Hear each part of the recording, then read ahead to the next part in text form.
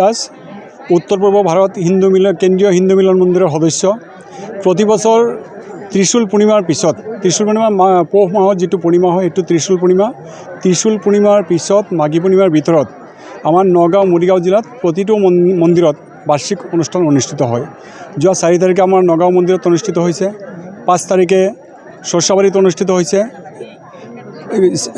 তাৰপিছত স্বামীজীয়ে আমাৰ মহাপুৰুষ শংকৰদেৱৰ বটদ্ৰৱাত স্থান পৰিদৰ্শন কৰি গৰাজান, বুঢ়াগাঁও, ডিং, জাগিৰোড আৰু আজি সমাপ্ত অনুষ্ঠান আমবাগানত উপস্থিত হৈছেহি।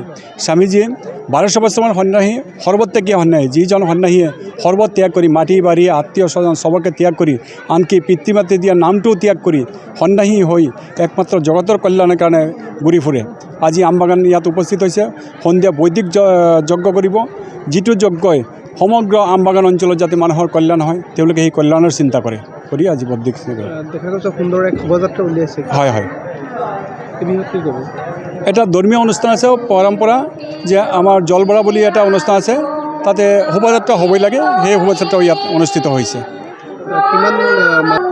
প্ৰায় শতাধিক মানুহে অংশগ্ৰহণ কৰিছে আৰু আমবাগান হিন্দু মিলন মন্দিৰৰ সভাপতি নাৰায়ণ ঘোষ, সম্পাদক অৰুণ বণিকে যথেষ্ট প্ৰচেষ্টা যোৱাকালিও এটা সাংস্কৃতিক অনুষ্ঠান অনুষ্ঠিত কৰিছে। খুব সুন্দৰ পৰিৱেশত অনুষ্ঠান কৰিছে।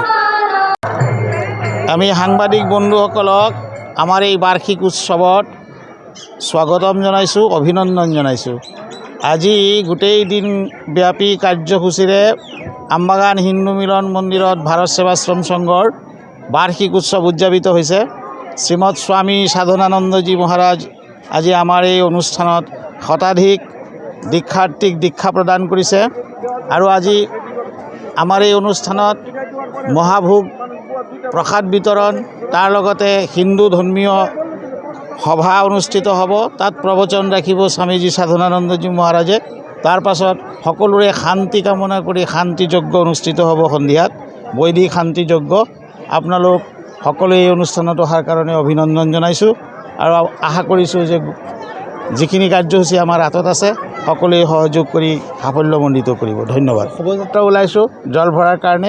মাতৃসকলে প্ৰায় 5 শতাধিক মহিলাই শোভাযাত্ৰা কৰি জল আনয়ন কৰিছে, পানী আনয়ন কৰিছে। পানী তুলি আনি আজি গুৰু মহাৰাজৰ অভিষেক হৈছে। গোটেই দিন এটা আনন্দ মাজেদি আমি উৎসৱ উদযাপন কৰিছোঁ আৰু বহু মানুহ এই উৎসৱত সমাগত হৈছে।